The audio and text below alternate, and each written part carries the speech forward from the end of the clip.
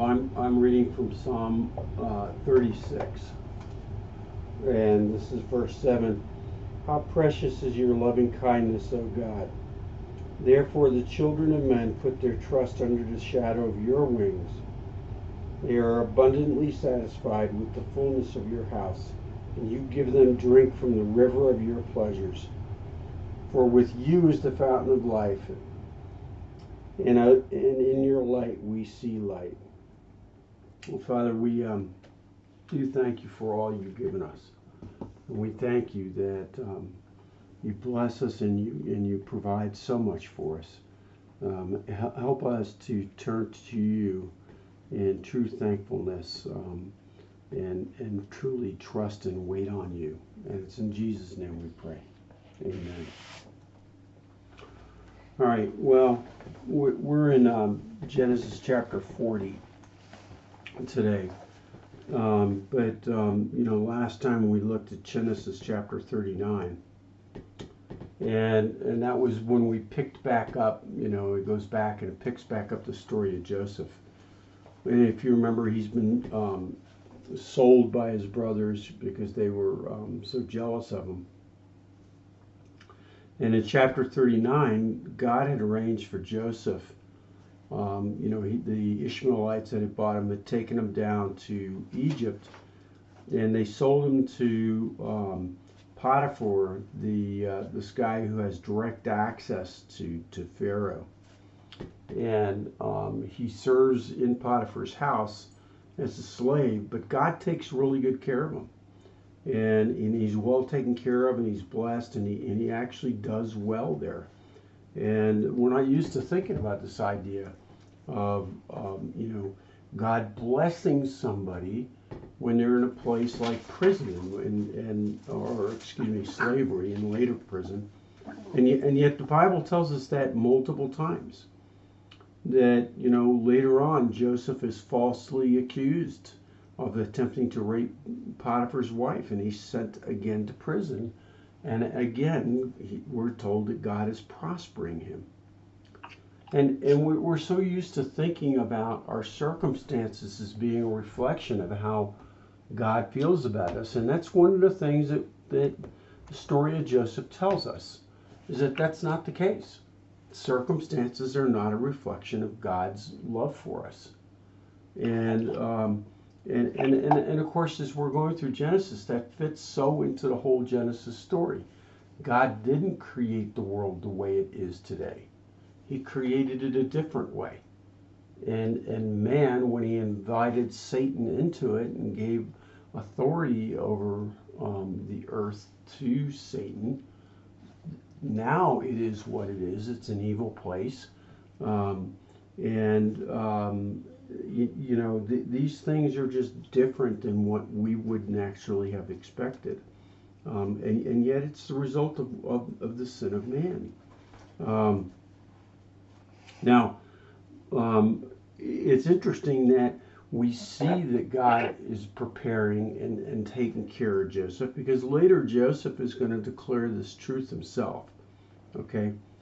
And we talked about the fact, that there's a lot of messages in the book of Joseph. And perhaps one of the things we'll do is put them all together and talk about them once we finish the story of Joseph. But it's an incredibly important part of Genesis. And I was thinking about it yesterday. I don't think it's an accident that this book that's called Genesis, the beginnings, ends with the story of Joseph. Okay? Because it's such a perfect way to end the beginning story of God's work in the world and his redemption of it. Now, when we talk about this idea that Joseph's in slavery, he's in bondage, he has to go down to Egypt as a slave. I'm sure he wasn't treated well on the trip. And then he's in jail and stuff like that. There's some things here that we need to really think about, which is this idea that this story about Joseph is a great one for seeing the fact that God providentially, behind the scenes, is preparing, is caring for, and is taking care of all of these things. Okay, and nothing has changed. It still happens that way today. Okay, and it's natural to ask the question, well, okay, so if this is part of God's providential care, why would he be allowing these things to happen? Okay, well, again, um, it's the evil of man that's actually doing these things. God's allowing man to make his own independent choices, just like he allows us to make our independent choices. Okay, but but in this way, God helps do a bunch of things in Joseph's life, just like he did with Abraham, just like he did with Isaac, just like he did with Jacob. So Joseph learns that righteous living and honoring God leads to blessings and that God has never left him. Joseph learns to depend on this God. Joseph's faith is being increased. Joseph, and we'll see it today, Joseph is learning empathy. If you remember when he had his first dreams, remember back in chapter 37, they talked about his being elevated and how his brothers, and in the second dream, even his father and his mother would bow down and worship him. He wasn't particularly very empathetic to his brothers or to the fact that his brothers were envious of him in the first place, and he just blurts this out. Oh, by the way, you're going to serve me. You're going to bow down. Well, Joseph is learning that empathy. Okay? And also, he learns that God means all these things. He takes these and he makes them happen for good. We also talked about the fact that man's definition of success is just not the same as God's. Okay, Joseph is being very successful in part because he's maintaining his faith and he's trusting in God despite this adversity that he's under. Okay, he's growing in his relationship to God. Okay, in spite of the circumstances. Okay, and this is when God's providence comes into play, and a lot of times we can't see God's providence in our life in the moment.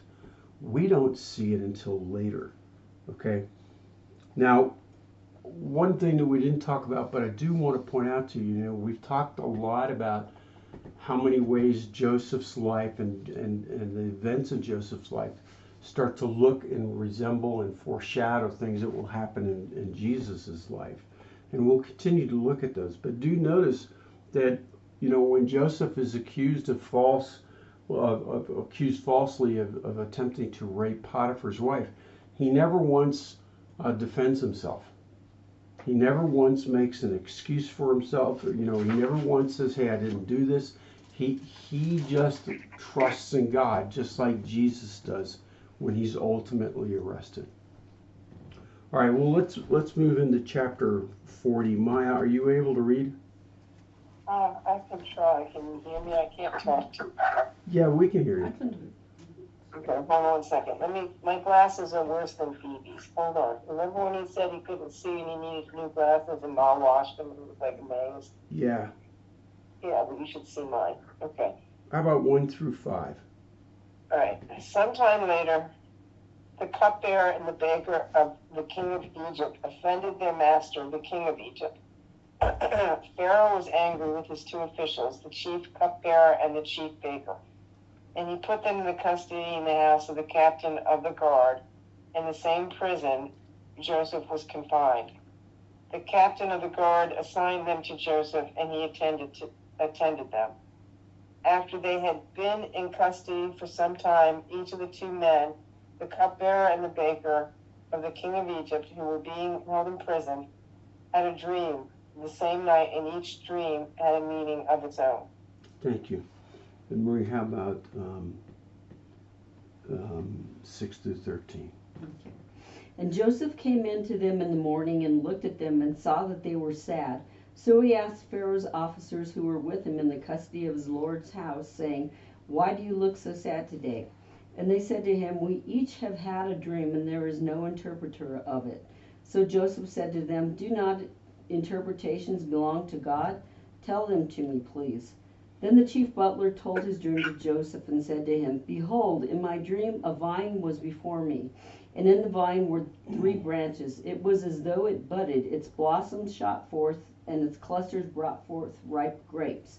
Then Pharaoh's cup was in my hand, and I took the grapes and pressed them into Pharaoh's cup and placed the cup in Pharaoh's hand." And Joseph said to him, "This is the interpretation of it. The 3 branches are 3 days. Now within 3 days Pharaoh will lift up your head and restore you to your place, and you will put Pharaoh's cup in his hand according to the former manner when you were his butler." Thank you. All right, now, as we continue to read on, I think, and of course this story is so well known, we know large parts of it, but, it's hard not to step back at times and say, well, what's the likelihood of this all actually happening, right? Well, I think that's one of the points here, is that without God's involvement, it isn't, okay? So Joseph's here in this jail, and in verse 1 we read, "Then it came about after these things," and this is one of the ways God's word lets you know that here we are talking about a sequential event. That Joseph gets imprisoned, all the things happen in Potiphar's house, and he's in prison, and we don't know for how long, okay? But he's in prison for a while, and it comes about that after these things that the cupbearer and the baker for the king of Egypt offend their lord, the king of Egypt. That's Pharaoh. Okay, now the cupbearer is of course this guy who is essentially the waiter or a butler. Okay, and he's the personal waiter or butler to Pharaoh. Okay, and he may very well be tasting Pharaoh's food and drink first. Okay. And what we don't stop and think about often is the fact that this leads to a huge degree of trust between the cupbearer and Pharaoh. Okay, that Pharaoh depends on this guy for his life. Okay, and they're around each other quite a lot. Now we kind of get a sense of that because in the book of Nehemiah we find out Nehemiah was the cupbearer to the Medo-Persian king Artaxerxes. Okay, and so it's the same kind of a relationship. Now the baker, or he's often referred to as the chief baker, okay, is the one who's probably personally responsible for preparing Pharaoh's meals. Think of him as like the head chef of Pharaoh's palace or something like that. That he's the one who's in charge for making sure all the food gets to Pharaoh. It's of Pharaoh's liking. And if there was going to be an opportunity to poison Pharaoh, either the baker who's overseeing all of this stuff, okay, or the cupbearer would be, pretty easy ones to have to, or important people to have as a part of your plan. Okay. Now, when I talk about when did this really happen? What we do know is when Joseph interprets Pharaoh's dreams, it'll be 13 years after he's been sold into slavery by his brothers, and how much of that is between his being a servant in Potiphar's house and how much of it's in prison is not particularly clear. Okay, but it's a fairly decent a period of time. And once we get here to chapter 40, how much and how long, like I said, Joseph's been in prison, I don't think we really know. Some people believe they know, and I'll tell you why in a minute. But I'm not so sure it's really clear. But it's been the majority of that 13 years at this point. Okay, in fact, it's probably been 11 years since he was sold at this time. Okay, and when it says that they offended the Pharaoh or the king, the word here literally is the word for sin. It's the generic Hebrew word for sin. a trespass or an offense or something like that. And nobody really knows what these guys do. Okay, they did something somehow to offend Pharaoh, but because it's the cupbearer, and the baker, many people just kind of assume that it's very likely that either an attempt is made to poison Pharaoh, or there's rumors of that happening, or Pharaoh believes that that's what's going on. Whether it's right or not, we don't know. Okay, but somehow Pharaoh, as you read in verse 2, becomes furious with these two officials. Okay, the chief cupbearer and the chief baker. And like I say, you can understand why. Okay, he like I say, he's either becomes aware of a plot to poison him or kill him in some way, shape, or form, or he suspects that there is. And the fact that he puts the cupbearer and the baker in prison instead of killing them tells you what? He must have liked them. He must have liked them. What else? Maybe he didn't truly believe they were responsible. Or they don't know. You know, he doesn't necessarily know. Okay, and so you know, because I'm pretty sure if he was positive, they'd have been dead right away, right? And so he puts them in prison, and we read in verse 3. So he put them in confinement in the house of the captain of the bodyguard, in the jail, the same place where Joseph was imprisoned. Well, the captain of the bodyguard is who? Potiphar. So this makes perfect sense. Pharaoh, for whatever reason, becomes suspicious of the cupbearer and the baker, and he goes to his chief of police, you know, his personal bodyguard, and he tells him about it. And so the next thing you know, these guys, not surprisingly, are in the prison that Potiphar is responsible for, and that's where Joseph is. Okay, and so they get thrown down in there. Okay, and they're with Joseph, and it's interesting because here's one of those things that, you know, because of where God has arranged for Joseph to be, now not only is he in this prison that's right nearby Pharaoh and that Potiphar has charge of, now he's going to have access to two of Pharaoh's highest officials. Okay, God has arranged for them to be together. Okay. Yeah, it's kind of interesting too that if Potiphar really believed Joseph did anything to his wife, he'd have killed him right away. Oh yeah, it's the exact same thing. Okay, now don't miss this. Okay, Joseph. It's an interesting contrast. Joseph is in prison because he wouldn't sin against his master, and the cupbearer and the baker are in prison for attempting to sin against their master, or at least the belief that they did. Okay. Well, in verse 4 we read, the captain of the bodyguard, Potiphar, put Joseph in charge of them, and he took care of them. Now, why would he do that? Why would Potiphar do that? Because we're going to read that, and we did already at the end of chapter 39, that there's a head jailer that actually runs the jail. And remember, he's given all kinds of authority to Joseph. Joseph does a lot of his work for him. But here it says, the captain of the bodyguard, Potiphar, put Joseph in charge. See, this is another reason why I think that, you know, that some charges have come up. Pharaoh's not quite sure. He's got a strong relationship with these guys. And Potiphar's not stupid.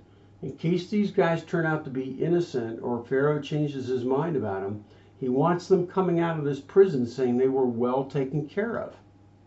And so he takes this guy Joseph, who took such great care of his own home, whom, remember last time we speculated that he didn't think Joseph actually done this, that there's a likelihood, just as you just said a second ago, Marie, that if he'd really thought that Joseph had tried to rape his wife, Joseph would have been dead. And so he personally puts Joseph in charge of them. Okay? And they were all in confinement at the same time. Verse 5, then the cupbearer and the baker for the king. Oh, by the way, when it says in confinement for some time, this is one of the reasons why we're not entirely sure. In the Hebrew, what it really is saying is for day after day, for many days. Okay, so we don't know how long they're in confinement before these dreams come. Okay, verse 5, then the cupbearer and the baker for the king of Egypt, who were in confinement in jail, both had a dream the same night, each man with his own dream, and each dream with its own interpretation. Okay, so the idea here is they each have a dream, and they're personal dreams. Okay, they're each one is specific for the individual. They're not having the same dream. Okay, they have a different dream. It just so happens right, that it's on the same night. Okay. Well, it's pretty common in life and in society to talk about the coincidences of life. And sometimes they're just little coincidences, and sometimes they're big things. Okay. Personally, I've gotten to a point in my life where I don't really believe in coincidences. I think it's God providentially working in the background, and I don't think it's a coincidence that they have these dreams. Clearly, they're prophetic dreams, so they didn't have them themselves. Okay, and that they have them on the same night. Okay, this is God doing His thing, and I personally believe, and a lot of people would disagree with me. Some really good Bible teachers and scholars and things like that, but I still believe God does work and can work through dreams when He chooses to. Okay, and here's an example where He does that. So verse 6, Joseph came to them in the morning and observed them, and behold, they were dejected. Now, what actually happens here? What does Joseph do? He asks them why they're sad. Not yet. He notices that He observes them. And I want you to think about that for a second.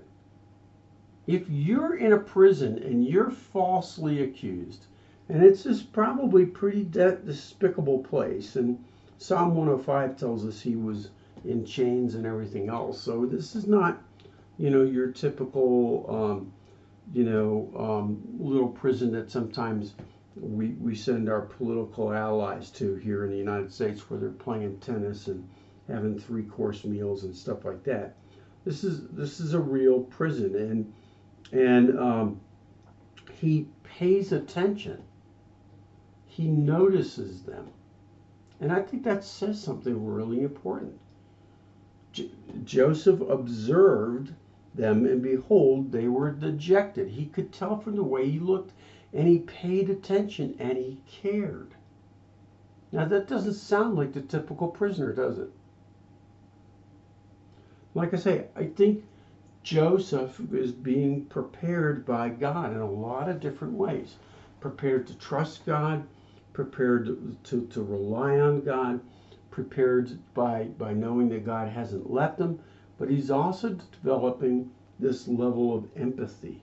Okay? He actually pays attention to the prisoners that are under his charge. Okay?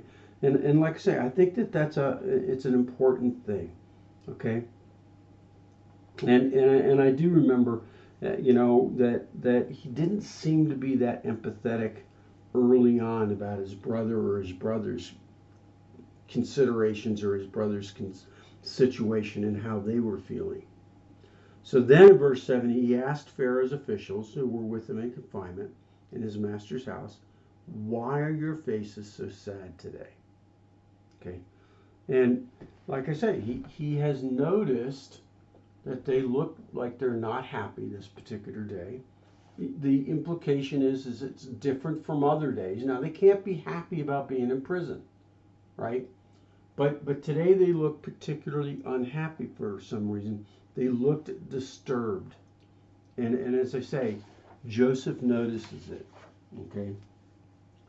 Now, as we talk about Joseph and all the different ways he foreshadows Jesus, okay, notice that Jesus came into our world, suffered all kinds of trials and hardships unfairly because he was sinless and didn't deserve any of these things, and yet still cared and noticed and worried about all the sinners that were around him. Okay, and so we see this same trait now in Joseph. And one of the questions we should ask ourselves is, how much do we pay attention to the people around us? Are we aware when they're having a hard time? Are we noticing these things? And are we asking how they're doing? And do we really take the time to listen to their answer? Okay. Well, moving on. Then they said to him, "We have had a dream, and there's no one to interpret it." Now I think here's your answer in terms of why do they look so dejected. One, I think they've had a dream that somewhat is disturbing to them, or at some level. Okay, but notice what they say, that there's nobody here to interpret it. Well, in that culture, who was it that would interpret dreams, and why would it be such a big deal? Isn't it like the pharaohs, like shaman or whatever? Mm-hmm. Like the sorcerers, the magicians, those kinds of people, right? Yeah, and they think dreams are very They open significant. up birds and frogs and oh, look at that. Yeah. And so they took dreams as being very important. So what they're really saying is, we've had these dreams, and I suspect that they're somewhat disturbing to them a little bit, but if not, it maybe not for the cupbearer, but at least they recognize that these are important dreams, and one of the reasons they're so dejected is there's nobody there to interpret dreams, and so they don't have access to the magicians, the sorcerers, the wise men that Pharaoh has in his palace. Now, of course, we're going to read in the next chapter that doesn't matter anyhow, because these guys aren't nearly as wise as you'd think. And there's actually a couple of verses, and I didn't bother jotting them down, elsewhere in the Bible that talk about the fact that, hey, these so-called magicians and dream interpreters, maybe they get like 1 in 1,000 right anyhow. Okay, so it's obviously a sham, but their problem is they don't have anybody to interpret them because they're in prison. So when Joseph says to them, "Well, do not interpretations belong to God?" Think about what Joseph is really saying here. Hey, these guys aren't important. You don't need them. You need God. Well, and Joseph knows about dreams. And Joseph knows about dreams. Isn't it interesting here? Because now maybe one of the reasons Joseph had those dreams early on was just to give him hope and give him encouragement during the years of slavery and imprisonment and things like that, but preparing him to be ready to start to interpret these dreams. It's interesting when we see this thread of how God works. Okay, but Joseph is doing something really important as well. What kind of, and we studied this a little bit, and of course it's many years later, 400 years later, when Pharaoh and Moses are all on the scene. But we did study this a little bit when we went to Revelation. And Egypt was a nation that had, remember, thousands of gods. And so the likelihood that this cupbearer and baker know the God of Abraham, Isaac, and Jacob is probably pretty small. Even if they've heard of him, okay, it's just one of 1,000. Okay, and notice what's really happening here. Joseph is representing and revealing God to these guys in prison. Now, my contention is this is a huge deal. Well, he's elevating God above all That's of right. the Egyptian gods and sorcerers and And everything else. and why did God bring Abraham out of Ur of the Chaldees and take him to the promised land in the first place? To get him away from all of this. To get him away from all of that, and what? To make a nation. To make a nation out of him and his descendants that would represent God to all the nations around him. Remember the Tower of Babel after the flood? The people turned again and rebelled against God, and God had to scatter them. They followed Nimrod, that evil guy. And God now is in the process of saying, let me bring out a nation that's going to reveal me, that's going to show me to all of you people. And it's interesting because look at where the brothers have gotten in terms of their faith. They have little to none. They're dabbling in all kinds of evil. We've seen this multiple times now. And here's Joseph in a prison saying, oh, my God can interpret your dream. My God is special. You see, Joseph is doing what?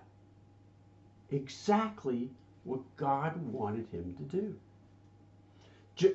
Abraham did it several times too. There were times where Abraham represented God to the people around him, and Isaac, and even Jacob. Remember, we've read several times how the people around them saw how rich they were and that God was prospering them. Laban even told Jacob, hey, look, I know I'm doing well because God takes care of you.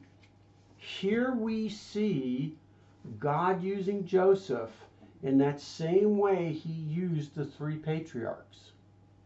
And so just when it looks like the brothers are getting evil, this whole idea of God, hey, I'm going to bring out a nation from descendants of Abraham to represent me to others, just when it looks like this is about to get snuffed out because the brothers have given into temptation, what's Joseph doing? Oh, God is still working. His plan is still good. Okay? It's so important to see this. Well, and Potiphar saw it too. Potiphar saw it as well. Okay? So God is still working through Joseph. Okay?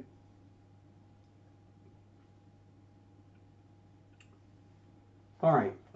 So Joseph says to him, do not interpretations belong to God. Tell them to me, please. And of course, we have to understand, well, why would Joseph believe this? Well, he had those dreams, but also, he's 17 when he gets sold into slavery. It's not like he's 5. He's heard stories about God from Jacob.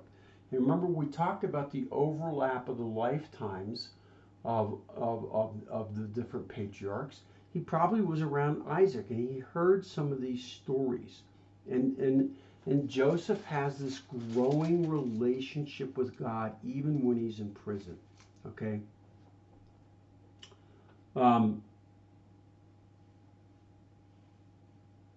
Let's see. All right, well, so anyhow, so they go on to verse 9, and the cupbearer tells Joseph the dream and says to him, in my dream, there was this vine in front of me, 3 branches, they're budding, blossoms come out, they produce grapes, ripe grapes, and Pharaoh's cup is in my hand. In verse 11, so I take the grapes and I squeeze them in Pharaoh's cup, and I put the cup into Pharaoh's hand.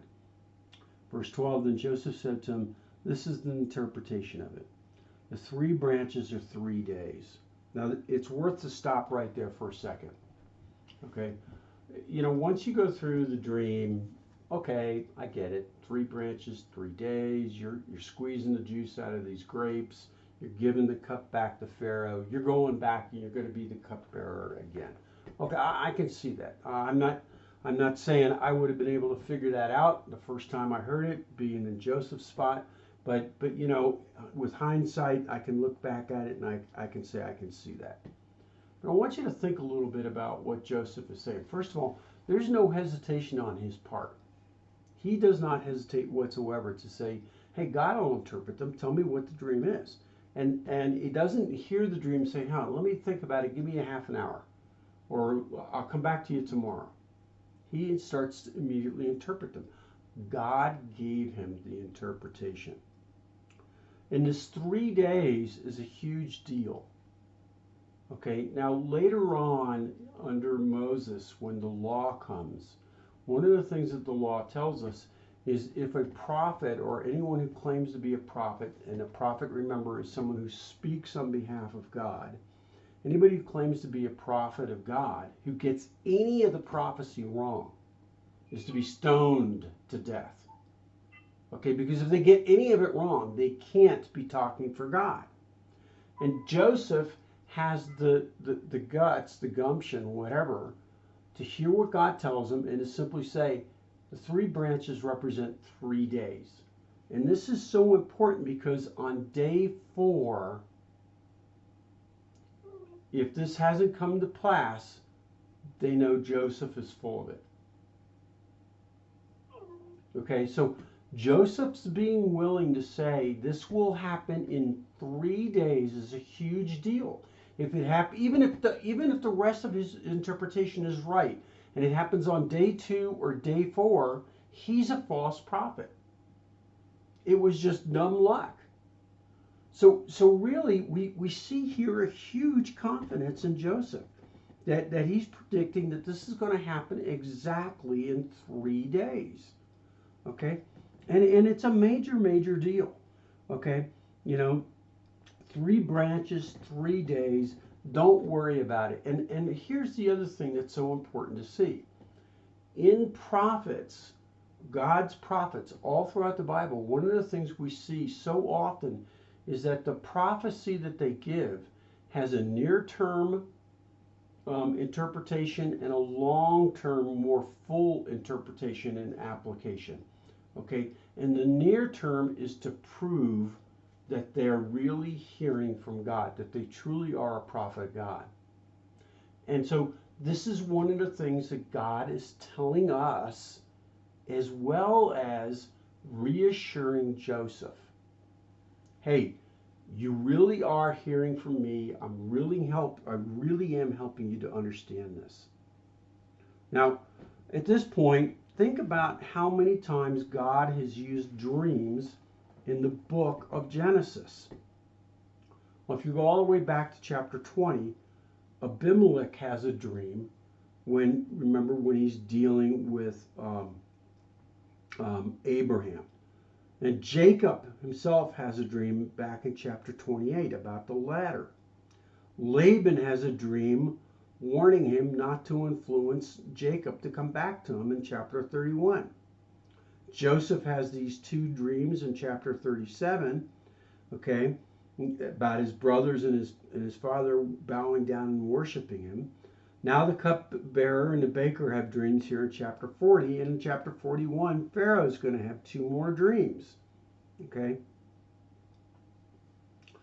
The other thing is there's many other passages in Genesis where we read about and God spoke to somebody in the night, like when he speaks to Rebecca about why is she having such a difficult carriage of the kids, and he says, well, you've got 2 nations inside of you, and the older will serve the younger. Now we don't know that that's a dream, okay, it doesn't say that, but it does say that God spoke to her in the night, okay. So there's many indications that God is using these dreams, and it's just interesting to think about that. Now whatever you get out of that, and maybe you decide not to think about it, or maybe you just say, well, yeah, okay, that's great. One of the things I am not saying is that all dreams are from God. That is not the point. The point really is that God can use dreams, and he does use dreams. Okay. Well, Joseph goes on to say, so this is going to be in 3 days. In verse 13, he says, within 3 more days, Pharaoh will lift up your head and restore you to your office, and you will put Pharaoh's cup in his hand according to your former custom when you were his cupbearer. Verse 14, only keep me in mind when it goes well for you. Do you think Joseph is confident about this interpretation? Yes. Oh, yeah. Yeah, just keep me in mind when it goes well. Now, why would he say that? Because he wants to get the hell out of there. He wants to get out of there. And he knows it's the truth. He's probably just saying, he probably is just thinking, hey, just remember this kindness that I gave you. I interpreted this dream for you. I told you what's going to happen. When it all goes well for you, when it works out just like this, just remember me. Okay, I don't know that Joseph knows or his inclination, hey, down the way, Pharaoh's going to need dreams interpreted too. Maybe he does, but Joseph is basically just saying, hey, just don't forget me. Don't forget that I did this nice thing for you. Okay, and it is interesting that he says that. Okay, it expresses this huge confidence, and just don't forget me. Like we would sometimes all say, hey, look, somebody tells you thank you at work, and thanks for taking care of it. So just don't forget me. Thank you very much. You're welcome. Just don't forget that I did this. Okay. Now God reveals truth to his servants. And there's many verses in the Bible that refer to that. And while God can reveal truth to us in dreams today, and can use dreams today, like we've been talking about, primarily in this day and age, God speaks to us through the Bible. Okay, and that's why it's so important to understand what the Bible has to say, and it's worth spending so much time thinking about it, studying it, and meditating on it. Okay, and then passing it on, the messages about God and the revelation of God to those who don't know him. I personally believe that one of the reasons God is using dreams so often here is that this is one of the ways that he has given hope to Joseph when he's in difficult and dark times, and it's challenging times in prison. Okay, and in fact, I think that's important right now, because what we're going to read later is that, oh yeah, they forget all about Joseph. The the cupbearer forgets all about Joseph, and he spends another 2 years in prison. Okay. All right. Well, only don't forget about me.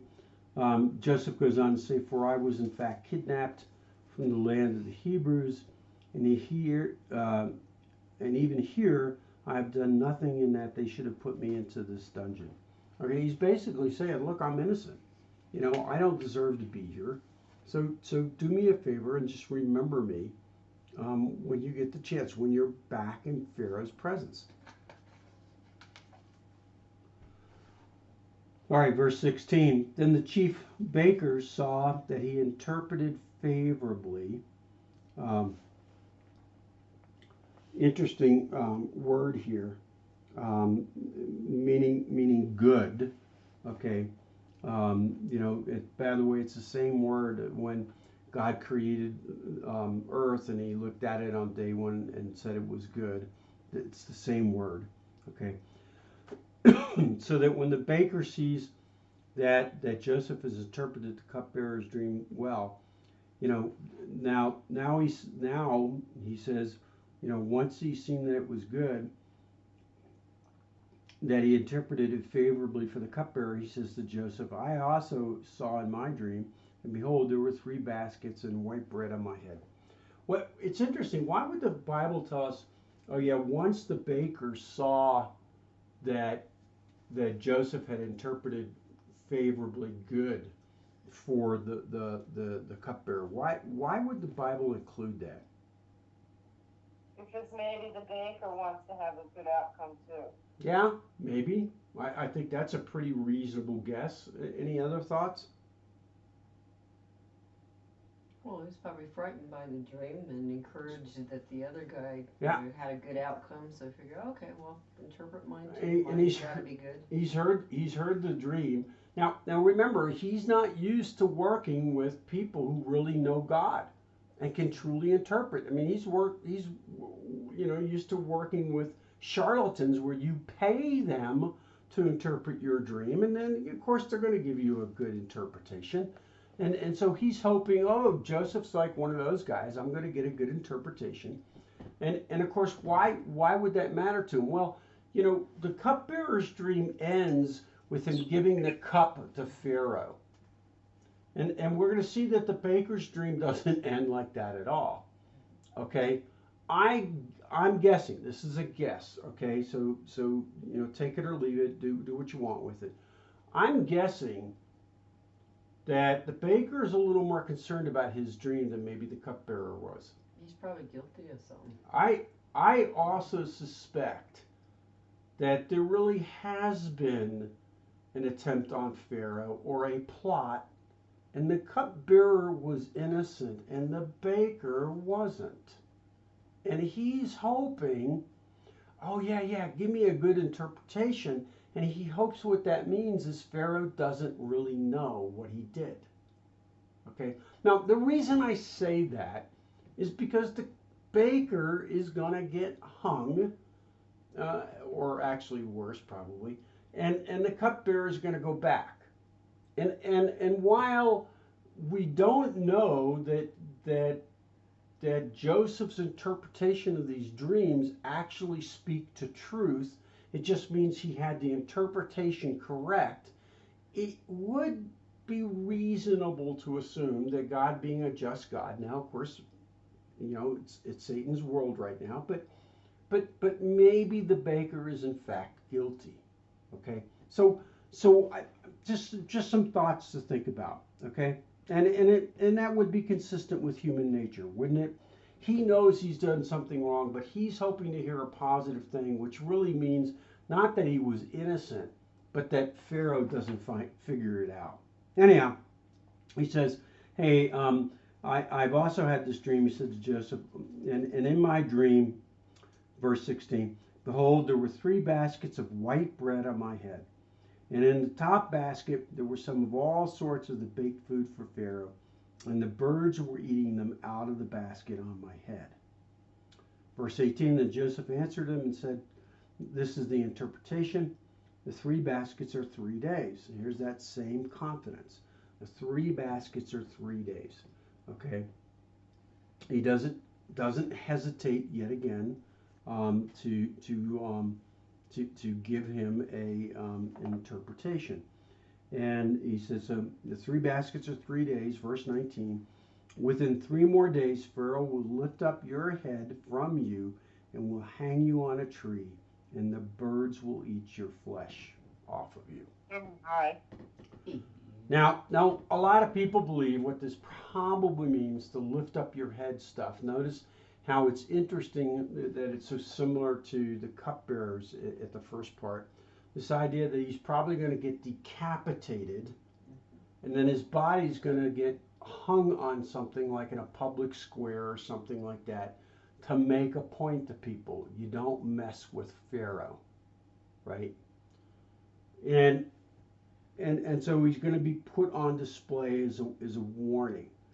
Okay, now I'm going to suggest that whether he was innocent or guilty, Pharaoh's making a point. And it could be that Pharaoh just rolls the dice and says, okay, cupbearer's innocent. I don't want to lose them both. And if I do something despicable to the baker, the cupbearer will have the fear of God put him, so to speak. And so I don't have to worry about him anymore. Or maybe Pharaoh really does find out what's going on. We don't know for sure. Okay? But one thing that is important here to see is Joseph doesn't hesitate to deliver a difficult message equally and accurately as a good message. Now, you know, is it possible that Joseph could have made the message a little softer and say, hey, look, I hate to be the one to tell you this, but, well, maybe, okay? But I do think that this is important for Christians to see. Because we've got a church out there today that loves to tell people how loving God is, which is true, okay? And regrettably, the people who don't really know God, or maybe who are saved but don't know Him well and aren't walking with Him, have mistakenly interpreted that to mean, well, I can do anything. God's not, God's a nice guy. He's just going to shrug it off in the end, and so on and so forth. And if you go out and survey after survey after survey has been done like this for years and years and years, to this day, many surveys indicate that most Americans, and sometimes the survey indicates by a huge extent, most Americans believe in heaven. But very few believe in hell. Very few believe that there's a judgment coming. Okay. And Joseph doesn't hesitate to tell the baker, judgment's coming. All right? And neither should the church. While we should be sharing the message of how loving and great and wonderful our God is, we should also be sharing the message that He's a righteous and a just God who will not tolerate sin. And either you trust in Jesus Christ to pay the penalty for your sin and take the judgment and the wrath of God for that sin on your behalf, or you will personally. And we see that Joseph is willing to tell the true story, the full story. All right, verse 20. I'm staring there looking at the 20 and I'm saying 30. Verse 20. Thus it came about on the third day, guess what? Which was Pharaoh's birthday. You think Joseph knew it was Pharaoh's birthday in 3 days when he's in prison? Probably not. Probably not. Just, by coincidence, they have these dreams 3 days before Pharaoh's birthday, and Joseph just happens to interpret the dream to understand, the 3 branches to 3 baskets mean 3 days, and then it aligns with Pharaoh's birthday. And why is Pharaoh going to do this on his birthday? They're having a celebration. See, and he's demonstrating what a great Pharaoh he is. He's going to pass judgment, and he's going to bring his cupbearer back. Okay, this is not an uncommon thing for despots and kings and people like that to do, is on a celebration. Now some people are not really convinced that it's his birthday. Some believe it could be the anniversary of when he assumed power, but whatever it is, it's this major anniversary, and he's celebrating by saying, okay, I really don't think the cupbearer did it, so I'm going to release him. But the baker, So on his birthday they made a feast for all his servants, and he lifted up the head of his chief cupbearer and the head of the chief baker among his servants. He restored, verse 21, the cupbearer to his office, and he put the cup into Pharaoh's hand, but he hanged the chief baker just as Joseph had interpreted them.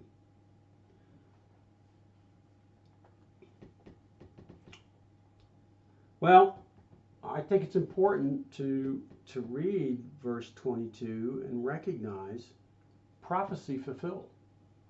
That, let's not miss this. Joseph was right.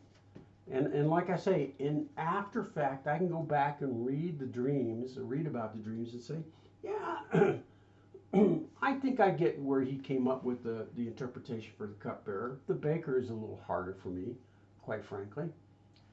But, he also said, hey, I can't do it. God's going to do it. And so we see, hey, he's right. he did properly interpret it, which means God really did give him the interpretation. Okay, and so despite the surface story that's going on here, also keep in mind that Joseph is getting reassurance that he interpreted correctly, and he knows he can't do it. He knows it comes from God. He knows God gave him the correct interpretation, that he is still hearing from God. And these little assurances are so important in our lives. And I don't know if you've ever, had those kinds of thoughts and wondered at time and things like that. And then, something happens, just a little something, and you go, God, thank you for letting me know you're still there. That you still know what's going on. I know you do, but it helps me so much to sometimes get that little bit of confidence that you know what's going on, that you're paying attention, and that you're still there with me. Even if I haven't had anything, even though it may feel like it's a dark period right now. Okay? Now, in the next chapter, Joseph is going to get called, and he's going to get called to come interpret Pharaoh's dream. You think the fact that he's properly interpreted the cupbearer's dream and the baker's dreams is going to give Joseph some additional confidence when he walks into Pharaoh's palace? Yes. Yeah. And so, really, what we see again is God's hand in all of this. And specifically, we see God giving Joseph reassurance and blessings. Okay? Even while the circumstances are difficult for him. Okay? Yeah, but Joseph, he didn't stop trusting God. He knows God, and when he tells Potiphar's wife, why would I sin against God? He's still, in his trust in God is and his relationship with God is still there. And I think that's the point, right? Yeah. And haven't we all been through periods when things get difficult or challenging or hard and maybe they're really not. Maybe it just seems that way to us. Maybe it's just not going really the way we'd like it to. Okay? And we say, well, God, are you there or not? And one of the things you can get from this story is, hey, look at the little things that are going on in your life. Because when you're going through a difficult time, I'll bet if you look closely, now it may take hindsight to see it, but when you look closely at the things that are taking place in your life, you're going to find all kinds of little indications that say, no, you're doing just fine. I haven't left you. I haven't forgotten you. Okay? I'm growing you. Just like God is doing with Joseph here. Verse 23, yet the chief cupbearer did not remember Joseph, but forgot him. Well, see, on the surface of the story, Joseph is forgotten in prison. Okay? But and while this, we'll talk about this again in chapter 41, with 41, coming next time. I think it's helpful to stop and think about the fact, how many times has Joseph's dreams been shattered? He's growing up. He's his dad's favorite. His dad is giving him more and more responsibilities.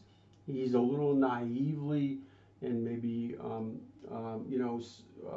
working and overseeing his brothers, and then he has these dreams about how he's going to be in charge, and he's a young man. I'm sure that these are really meaningful to him, and the next thing he knows, he's being stripped of his coat by his brothers. He's thrown into a pit. Then they yank him out and they sell him. He's marched down to Egypt. You think he's ever going to see his family again? Well, he can't think that. He's down in Egypt, okay? And then he gets bought and sold like an animal, and he ends up in Potiphar's home, and he finally he rises to the top because he's faithful and a good servant and he's trustworthy. And then again, at least I'm in a comfortable place. I'm eating well. I'm in charge of stuff. Blah blah blah blah blah. And then he's falsely accused and he's thrown into prison. His hopes are. I mean, think about how many times this guy's hopes have been dashed, and yet he doesn't quit honoring God. Why would God have Joseph wait another couple of years? Why would he allow him to be forgotten in prison? And this is one of the things we will learn, we will know, that we don't know exactly, like I say, how long he's a servant and how long he's in prison. It's 13 years total, but we do know it's 2 years after he interprets the baker and the cupbearer's dreams until he gets called to Pharaoh. 2 more years after he tells the cupbearer. Now, don't you think that it's at least possible that here's Joseph saying, hey, I interpret these dreams, both of them, they came true. The cupbearer goes back to Pharaoh. I asked him to remember me. Look at how God's taking such great care of me. He's arranged all these things. I'm out of here Monday. Isn't it likely that he's thinking maybe or hopeful of something like that? 2 more years. You ever gotten someplace in your life where you thought things were just about ready to work out, and then it's 2 more years? Why would God do that? Well, again, the Bible doesn't tell us for sure. But the Bible tells us a lot of things that God does in people's lives. And so consistent with them, God does teach us how to wait on him and trust in him.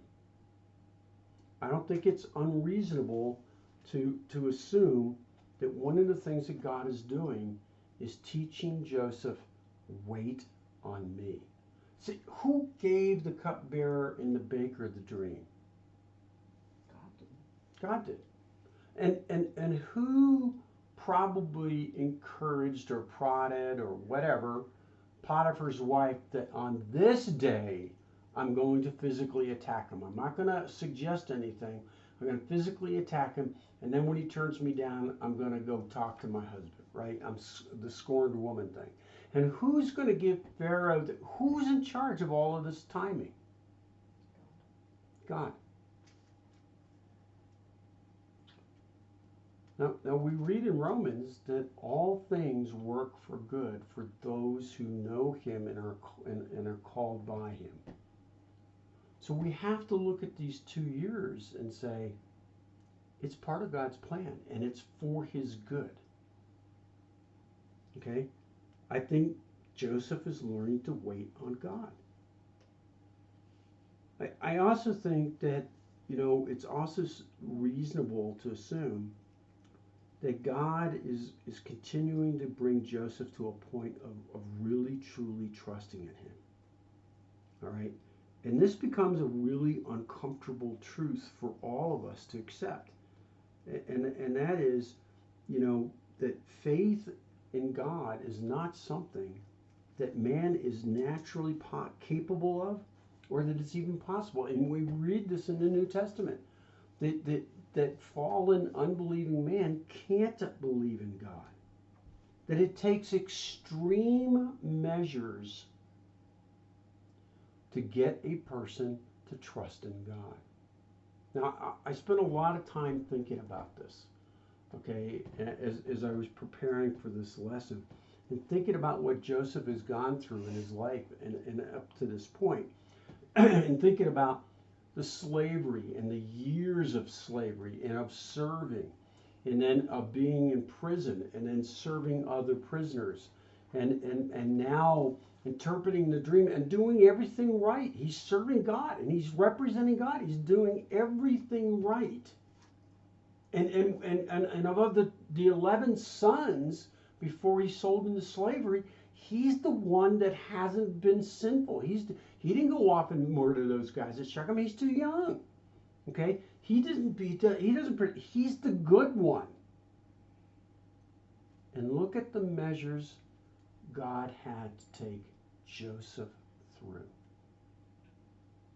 And then I look at my life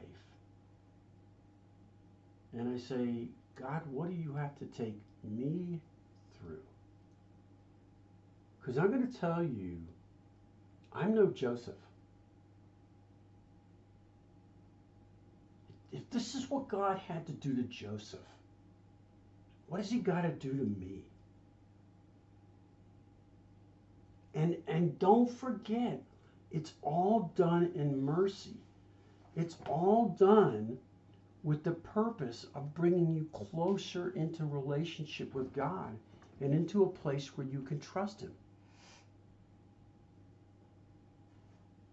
I mean, if the cupbearer had gone back to Pharaoh and said, hey, Pharaoh, this dream, this guy down, this Hebrew kid down there in prison, he told me my dream. He even told the baker's dream. And Pharaoh says, hey, release him. What's Joseph going to do when he's released? Go back home. I would think, go back home. And yet God's not going to give Pharaoh the dream for 2 more years. Why? Well, I don't know, but there's some timing issues there. There's stuff going on. And so if the cupbearer had gotten Joseph sprung right away, maybe Joseph wouldn't have been around when the right time is to give Pharaoh the dream, because the famine's coming. You know what that makes me start to wonder? Is when the cupbearer gets back into the palace, if God doesn't cloud his mind a little bit to forget about Joseph. Now, I can't prove that. I don't know that. But the Bible talks about how God does cloud the minds of people at times. Now, I want to point something else out also. And in Amos, the minor prophet Amos, the book of Amos, chapter 6, verse 6, Amos is talking about the people who are doing really, really well. There's some rich people at that time in Israel that are very successful, they're very prosperous, they're living life really well, and there's others who are struggling and having problems. And in Amos chapter 6, verse 6, he writes, concerning those people, he says, that drink wine in bowls, in other words, vast quantities of it, drink wine in bowls and anoint themselves with ointments, but they are not grieved for the affliction of Joseph. Amos warned people around, hey, when you're doing well and when things are going well, you need to be concerned about the people like Joseph, who are in prison, who are going through difficulties, who are having afflictions. Okay? And so this is a message for us as well, that unlike the cupbearer, we need to remember those who are having difficult times. We need to be more like Joseph, who's aware and concerned of those around him.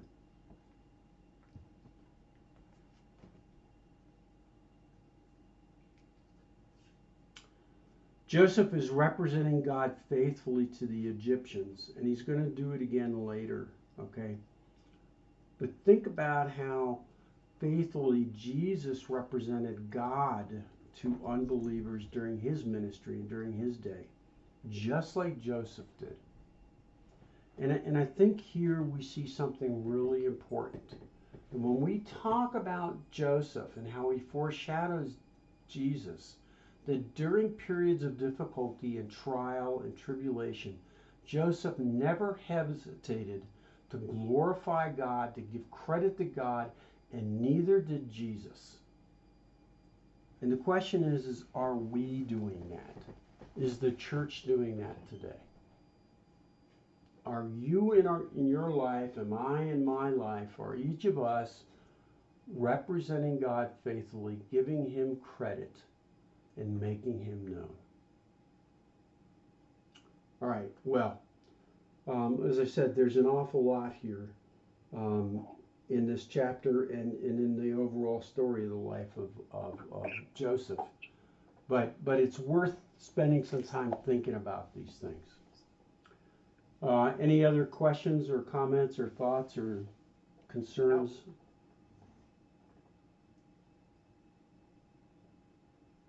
All right, well, let's close in prayer. Father, thank you for showing us your faithfulness. Thank you for showing us that circumstances, outward circumstances of our lives, are not a reflection of whether you know what we're going through or of your love for us or your care for us. Help us to, when we go through difficult times, Father, to ask the question, what are you trying to teach us? Instead of, why do we have to go through this? Help us, Father, that regardless of our circumstances, regardless of what we're going through, to always be mindful of relating you, a righteous, just, loving, merciful, and gracious God, to all of those who are around us, who need to know you, or need to be reminded of you, or need to be encouraged because of what they're going through. And we ask all these things in Jesus' powerful name. Amen. Amen. I love